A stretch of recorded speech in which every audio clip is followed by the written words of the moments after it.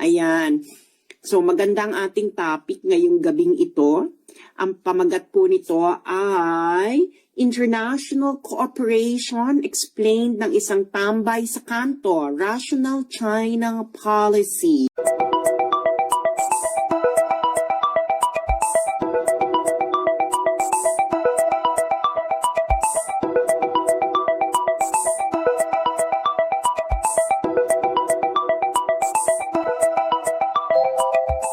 So, binabati ko po kayo ng isang magandang evening. Ayan.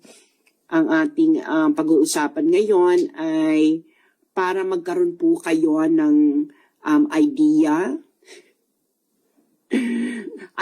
sa buhay-buhay tungkol po sa negotiation. Okay? Ito po ay Free International Relations Lesson. Okay? Ano ito? Mga ano bang pang-year ito sa International Relations Curriculum? Third year.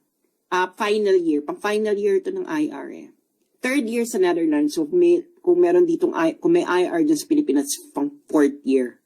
Or pang master's level na itong pagdi-discuss natin. Hello sa mga nasa Ormoc City. Hello. Ayan. Sabi ni Romire, ayan. I want to know this kind of negotiation. Magandang gabi. Gikan sa Cebu. Magandang gabi sa mga nasa Hong Kong. Ayan, para guys, alam niyo ang mga basic, hindi naman basic, no? Marami kasing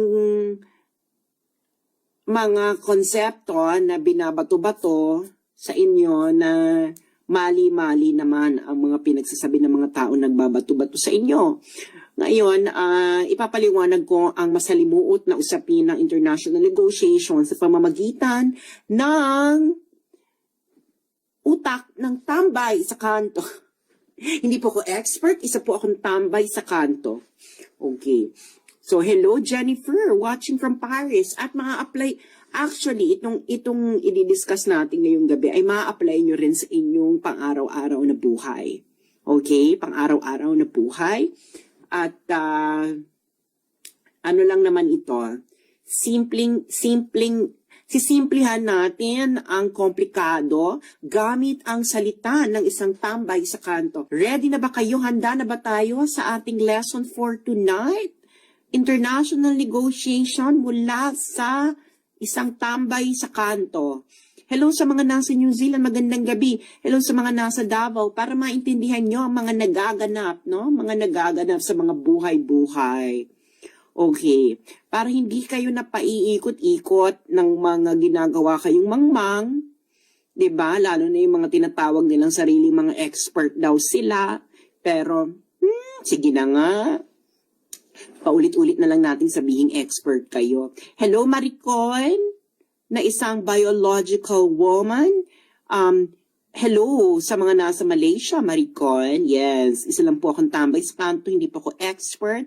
At ipapaliwanag po natin ang napaka-complex na usapin ng international negotiation sa napakasimpleng salita. Free knowledge to ponder. Promise, ma-apply nyo rin ito sa inyong mga pang-araw-araw na buhay. Hintayin lang natin ang mga iba pa na gustong makinig sa ating live this evening para maliwanagan ang mga tao, no? Alam niyo naman tayo, dapat ako po ay naniniwala na ang karunungan ay dapat libre at ang mga taong nakapag-aral ay meron silang responsibilidad na mag-share ng kanilang mga natutunan nila sa mga taong either walang time or walang pera or hindi ganun yung tinahak nilang landas. So ganun ang ating ginagawa ngayon dahil ako po ay naniniwala na dapat ang lahat ay magkaroon ng kaalaman. Ayan. At responsibilidad ng mga taong may alam ang magbigay ng linaw sa mga bagay-bagay. So ready na ba? Handa na ba ang lahat?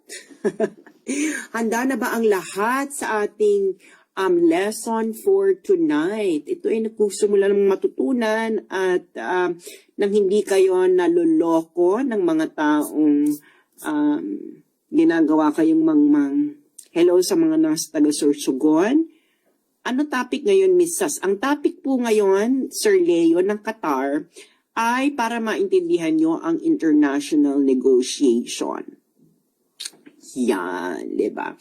Specifically, bilateral versus multilateral negotiations. Okay?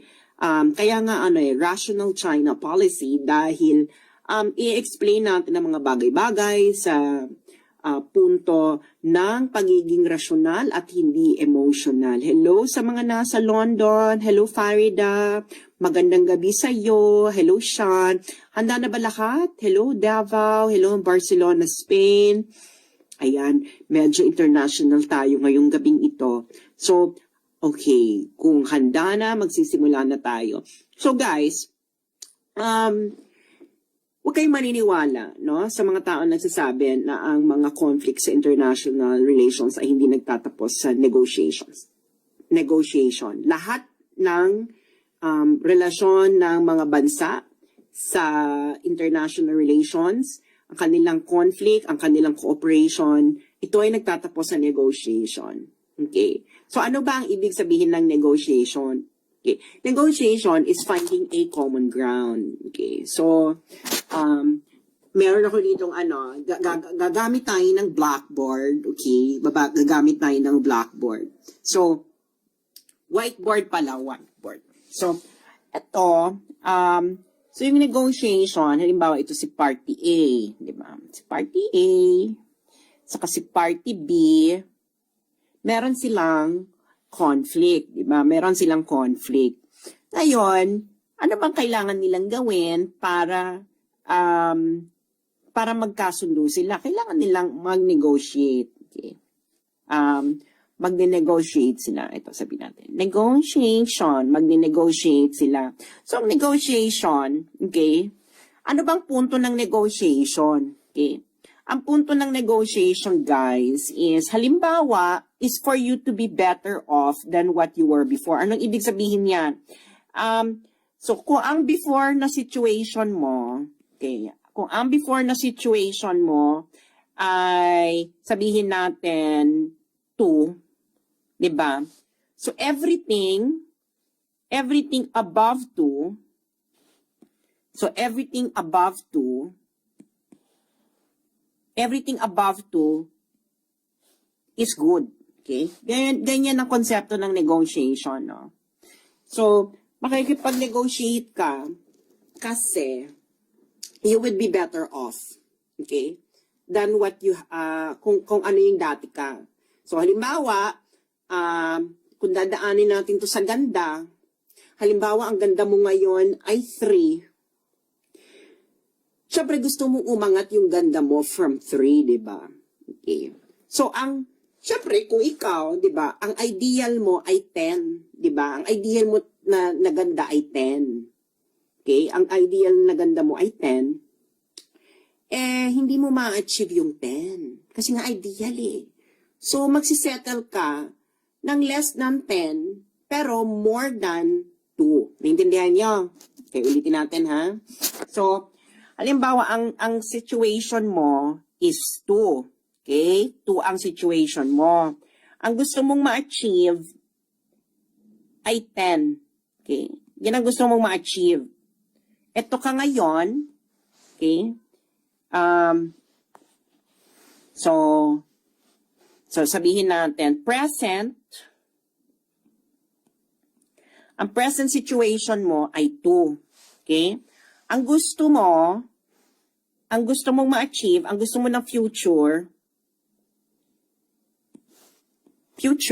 ang gusto mong future, 10. Okay? So, present 2, gusto mo future 10. Okay? Ngayon, ano yung konsepto ng negotiation? Ang konsepto ng negotiation is, kailangan maka-achieve ka na more than 2. Okay? More than 2. More than 2. Okay. Ibig sabihin nitong 2, ito na yung ine-enjoy mo ha. Ito na yung ine-enjoy mo. So, ngayon, gusto mo maging more than 2 ka. Okay? Of course, kaya ka nga magne-negotiate dahil gusto mong ma-achieve yung more than 2, di ba? So, ngayon, dahil nga meron kang ka-conflict, okay, gusto rin niyang ma-achieve, gusto rin na ma-achieve ng ano mo is 10. Okay? Gusto rin niya ma-achieve ang 10, pero hindi nga niya ma-achieve yung 10 kasi pag na-achieve niya yung 10, ibig sabihin, kailangan mawala ka sa eksena, no? Mawala ka sa eksena. So, ang negotiation, okay, so, ano ko ha. So, ang negotiation, guys, okay, so, yes. So, ito ka, A, ito yung isa, okay. So, ang ideal mo ay 10, okay. Siyempre, ang ideal din niya ay 10, okay. Ngayon, hindi nyo nga ma-achieve yung ideal nyo nga kasi magkasalungat nga kayo, no? So, ngayon, ang gagawin nyo is, ang negotiation ay kailangan nandito sa eksenang ito. So, yan ang tinatawag na ZOPA. Okay. ZOPA. Ano ibig sabihin ng ZOPA? Zone of Possible Agreement. So, pwede yung 10, pwede yung anything below 10. Okay? Pero syempre, ikaw, meron kang walk-off point. Okay? So, meron kang walk-off point. Ito yung walk-off point mo. Ito yung walk-off point ng isa. So, bakit ka mag-walk off? Okay? Bakit ka mag-walk off sa negotiation? Bakit ka mag-walk off sa negotiation? Mag-walk off ka sa negotiation. Okay? Aalis ka sa negotiation. Hindi ka makikipag-negotiate. Okay? Hindi ka makikipag-negotiate kasi, okay? Kasi, you think na makakakuha ka ng mas malaki dito, okay? Without negotiating, okay? Without negotiating. Okay? So, parang, dead man na ako dito kasi kung yan lang naman na makukuha ko sa negotiation, wag na ako makipag-negotiate kasi meron akong bat na, no? Mas malakas yung bat na ko. Ibig sabihin ng bat na is best alternative to negotiated agreement. Okay? So, ganun din yung kalaban mo, no? Meron din siyang bat na. Okay? Ibig sabihin, itong resulta ng negotiation na to is, hindi ako satisfied dyan. So, mag-walk out ako kasi nga, makakakuha ko ng mas bongga dito through other means, no? Basic sa akin tinatawag na best alternative to negotiated agreement. Are you following, guys? Are you following? Are you following? Okay. Okay. So ngayon, itong sa situation sa China, okay, itong sa situation sa China, meron silang tinatawag, no?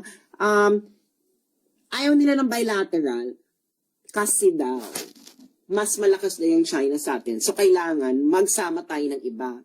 So, gawin daw multilateral. So, bilateral, dalawa lang kayo, China and the Philippines. Pag multilateral, marami kayo, more than 2. So trilateral. Trilateral, 3.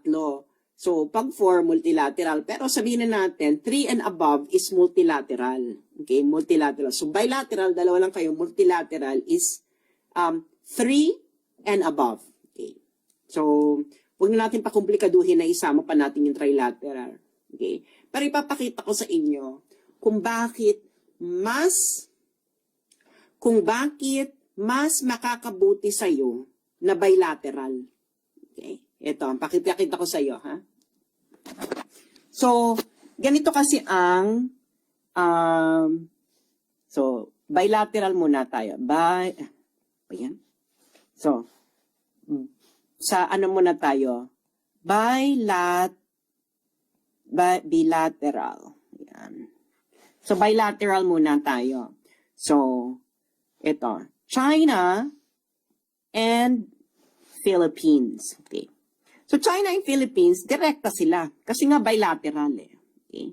Bilateral. Ang sinasabi nila is mas maraming makukuha yung China kaysa sa Philippines sa bilateral negotiation kasi nga mas powerful yung China. That's just what asymmetric power, no? Hindi pantay na kapangyarihan would bring you. Pero the thing is, okay? The thing is, halimbawa, ang Philippines ngayon ang na-enjoy niya ay 2. Sabihin natin ang na-enjoy ng China ay 4. Okay? Siyempre, gusto mo itong i-move, no? I-move at least doon sa current level ng China. So ngayon, dalawa lang sila nag-uusap dyan, ha? Dalawa lang sila nag-uusap. So, ngayon, dahil sa dalawa lang sila nag-uusap, ang interest, okay? Tignan natin. Interest, yung interest nila, ang nag-i-interact lang. Okay? Yung interest lang nila nag-i-interact lang. Kasi dalawa lang sila nag-uusap, eh. Okay? So, mas yung zone of nito, possible agreement, mas malawak kasi dalawa lang sila eh. Nagigets ninyo? Dalawa lang sila. Okay. Ngayon, kung multilateral, let's say 3, lagyan natin ng United States. So China, US, Philippines. Okay.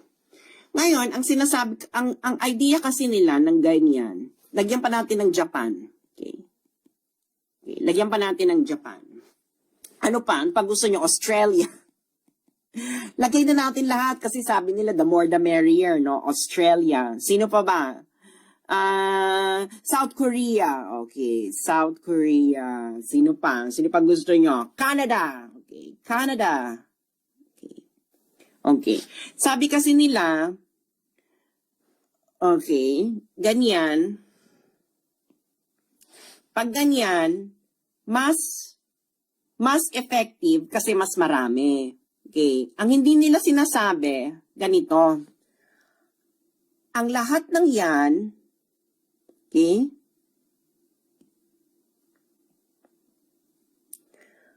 ang lahat ng yan, okay, ang lahat ng kasama ng Pilipinas dyan ay meron silang sariling interest. So, interest 1, interest 2, interest 3, interest 4, interest 5, interest 6. Okay. Okay. Ngayon, etong mga ito, okay, itong mga kasama mo, okay, meron din silang interest sa'yo. Okay? So, ang Japan, merong interest sa Philippines. Ang Philippines may interest with Japan. Ang US may interest sa Philippines. Ang Philippines may interest sa US. Ang Japan may interest sa Australia. Ayan. Okay? So, and of course, so on and so forth, no? Permutation. Okay. So, sinasabi nila magiging mas malakas daw ang Pilipinas because of this. So, pupwede ka lang, okay, pupwede ka lang maging mas malakas because of this kung ikaw is ang bargaining power mo sa lahat ng ito ay bongga. Okay? Kasi, girl, makikipag-bargain ka rin sa mga yan. Okay? Dahil bakla ka, hindi yan tutulong sa'yo nang wala kang ibibigay in return. Ano ba yan? Ganun yun, girl. Okay? Ngayon sila, meron din sila, halimbawa itong US, China, Philippines. Yan pa lang ha, yan pa lang tayo. US, Philippines, China. Ang US, meron niyang interest with China, meron niyang interest with the Philippines. Ang China may interest sa Philippines. Ngayon itong US, kung makukuha niya yung kanyang interest, okay, by not giving, by sacrificing Philippine interest, it will do it. Gets ninyo? So, they will do it. Okay? Ngayon, bakit mahirap ito? Okay? Bakit mas mahirap ito? Mas hindi mo makukuha lalo yung gusto mo dyan. Okay? Kasi, meron tinatawag tayong collective action problem.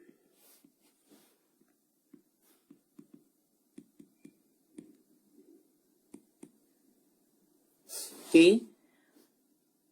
Itong collective action problem, ibig sabihin yan, habang mas lalong dumadami, okay, habang mas lalong dumadami, is nagiging mas mahirap ang mag-cooperate. Bakit mas humihirap ang mag-cooperate? Kasi nga, ang dami ninyo na iba't ibang interest. Okay? At yung common interest nyo, okay, mas lalo siyang nagiging mas mahirap hanapin kung mas marami kayong involved. Getsin nyo na. Okay? I-relate nyo yan sa pang-araw-araw ninyong buhay. Anong mas mahirap? Yung iisa lang ang housemate mo or 5 ang housemate mo? Gets nyo na. Malamang mas mahirap yung 5 yung housemate mo. Dahil 5 yung pakikisamahan mo. Tapos yung 5 yon, meron pa silang mga dynamics sa isa't isa. So, mas mamimili ka ngayon. Isa lang ang housemate or 5 ang housemate? Okay. Nagets nyo na. Okay. So ngayon, itong collective action problem, kahit ito may collective action problem. Okay? Kasi yan ang characteristic ng cooperation. Basta meron kang ka-cooperate, merong collective action problem yan. Pero mas lumalala ang collective action problem pag mas marami na kayo. Okay? Kasi nga, iba-ibang interest na yung gusto. Okay? At ikaw dito, ikaw Philippines, imbis na ang kabargain mo lang ay China, makikipag-bargain ka rin sa iba. Nagigets yun na. Okay? Ngayon sila, yung interest mo ay secondary lang sa interest nila with China. Dahil meron silang mas malaking interest sa interest mo. Hindi nabubuhay ang Australia for you. Hindi nabubuhay ang US for the Philippines. Ang Japan hindi siya nabubuhay for the Philippines. Ang South Korea hindi siya nabubuhay for the Philippines. Ang Canada hindi nabubuhay for the Philippines. Girl, pag sila, okay, pag ito, nakuha niya yung gusto niya without including you, ihuhulog ka na niya, girl. Gets yun na. Oh. Mas mahirap ang mas marami. Ganyan din sa housemates. The more na meron kang housemates, na mas mahirap i-manage ang bahay ninyo. Alam nyo yan. 'Di ba? Kumpara sa dadalawa lang kayo. Nagets nyo na. Nagets nyo na kung bakit matalino ang foreign policy ni Duterte. Nagets nyo na. Ngayon, kasi nga, itong mga kasama mo dyan, okay, yung interest mo, girl, secondary lang yan sa interest nila. Okay? Secondary lang yan sa interest nila. Yung interest mo.